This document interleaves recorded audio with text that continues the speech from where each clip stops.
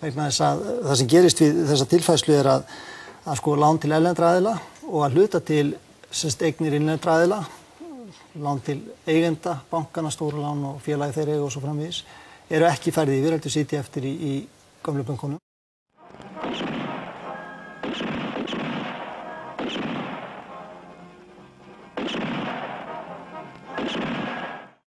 Og sama mjög stóran stabba af íbúðalánum bankana sem var veðsettur Seðlabanka Íslands. Þannig að þessar tölur og samanburður síðan við raunverulegar niðurfærslur á íbúðalánum ekki alveg sambærilegar.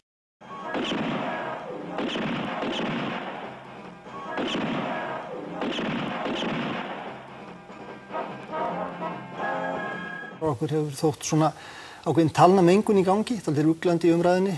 Ólíkar tölur, menn ýmist að tala tölur sem varða kerfið í heild, þar að segja gamla og nýja bankakerfið, eða bara tölur sem snúa nýja bankakerfinu, það sem alltaf skiptir viðskiptin í bankana mestu máli eru það tölur í dag sem snúa að bankakerfinu eins og það á Íslandi í dag og það það sem við erum að reyna að ná utan.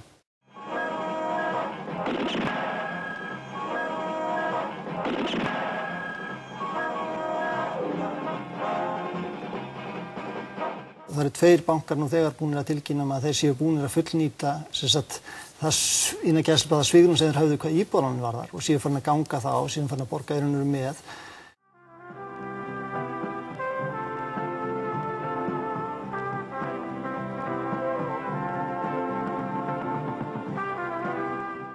Til að byrja með vil segja mér nú ekki ábyrgum málflutningur hjá Andrei hérna og tilvísun í við erum að tala það einstaklingar sem hafa gert lánasamninga þessi fyrirtæki og það er reyndar komið í ljós eins og við vitum að sumir af þeim voru ekki lögmætir og hafa verið dæmdir eða lögfestir til breytinga en að tala markaðsmisnotkun og svo framvegis í því samhengi finnst mér nú reyndar mjög villandi.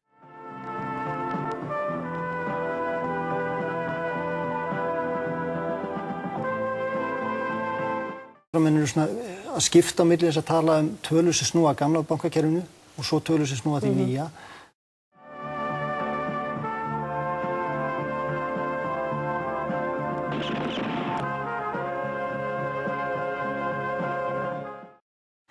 Það er búið að lækka skuldir heimilina, þar sem íbúa bílalánum, 144 milljarða. Þar að segja að það var búið að gera það 1. ágúst síðastliðinn. Síðan þá er búið að vera mikið í gangi og ég sá einn bankinn var að greina frá því einu blaðan í dag, hann var búinn að lækka til viðbótar hátt á 30 milljarða, þannig að talan er þá komin upp í 170 milljarða.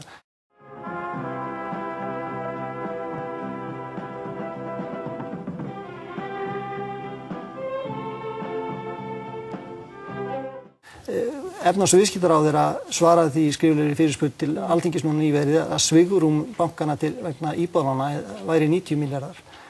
Ef við erum að hugsa tölur sem væri á bilinu 160 milljarða jafnvel meira, þá eru bankarnir komin vel yfir það.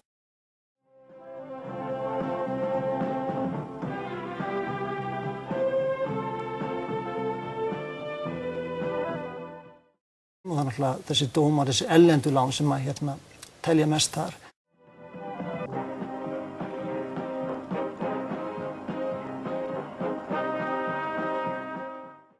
Mat þeirra nefndar var að vandinn lægi eitthvað á bilinu 100 til 120 milljarðar. Ef við förum aftur og berum það saman við töluna sem ég var að nefna núna, þá sjáum við að það búið að gera helling og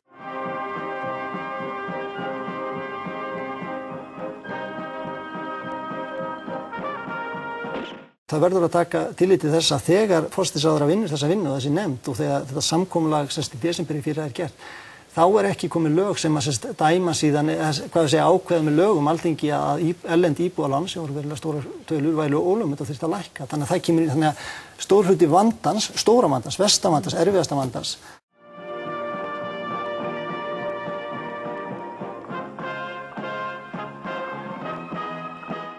Hann er þá tekinn strax þar í gegn.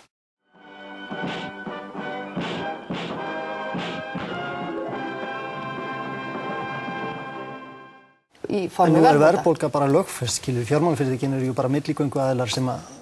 You said that what did you say just a minute ago? They had to wait and save their money before they even thought of a decent home? Wait for what?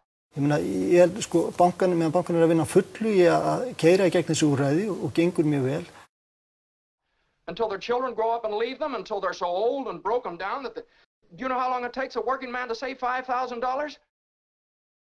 Og ef að til þess þarf stjórnvaldsaðgerð, Það er búið að gera það. Ef að til þess þarf, það er ekki búið að því að fullu. Ef að til þess þarf stjórnvaldsaðgerð að taka hreinlega bara yfir þessi lánasöfn. Just remember this, Mr. Potter, that this rabble you're talking about, they do most of the working and paying and living and dying in this community. Well, is it too much to have them work and pay and live and die in a couple of decent rooms and a bath? Anyway, my father didn't think so. People were human beings to him, but to you, a warped, frustrated old man, they're cattle. Well, in my book, he died a much richer man than you'll ever be.